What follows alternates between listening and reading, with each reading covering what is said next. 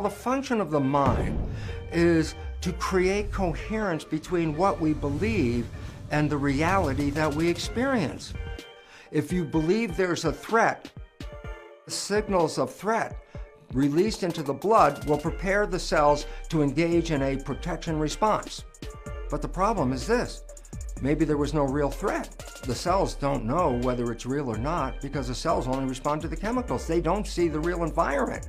So all of a sudden I say, then if we believe we're under stress, we manifest stress in our physiology, even though the environment in which we live is not really promoting that.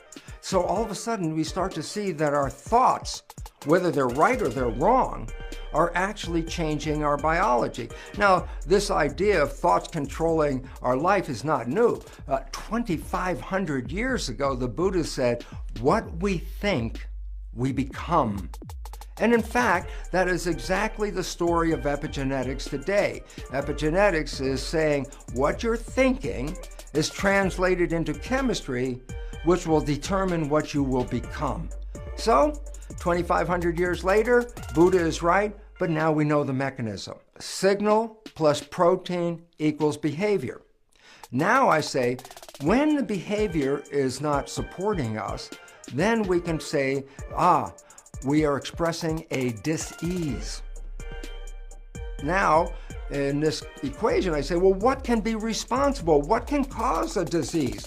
The beautiful part about it is there are only two things on the other side of the equation. It's either the protein or the signal can be considered the cause of disease. So I say, well, yeah, proteins can cause disease because defective proteins lead to defective functions, which then are expressed as disease. So the question is, how much of our disease is actually controlled by defective proteins? And the most amazing fact is this, that flawed genes cause less than 1% of disease.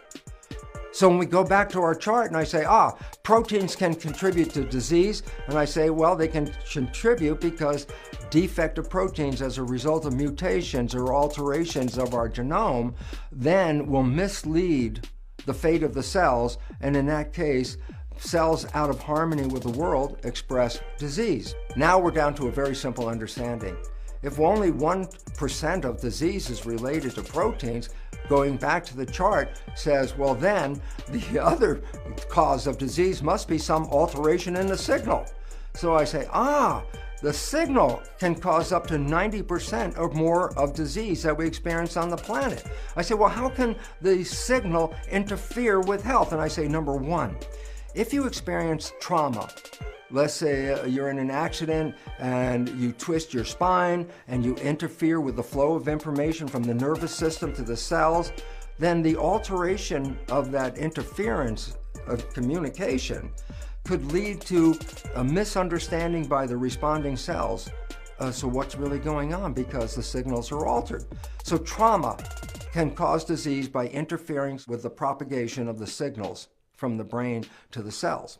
Number two, if we put toxic elements into our body, such as the toxins that we acquire by eating industrial farm foods, toxic chemicals can engage in the signal pathway, but if they do, they don't promote a normal signal propagation. Toxic chemistry can distort the signal. So relevance is this. If the brain is sending a signal to control the cells and there's toxic chemistry in the pathway, then the signal that reaches the cells is by definition altered, and therefore the behavior of the altered cells can lead to disease.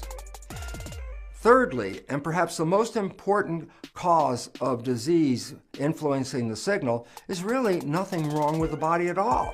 But what it represents is this, the influences of our thoughts. Our thoughts are what are translated into the chemistry. Now, why is this relevant?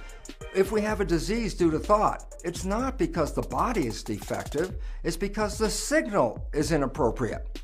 And this is really important because it is recognized now that our consciousness is the primary problem in the issues of health on this planet, especially as they relate to stress. And that this issue is nothing organically wrong with the body. It's just that we're sending inappropriate signals at an inappropriate time, which leads to inappropriate behavior, which we call disease. Sign up now on gowsim.com to watch the full presentation.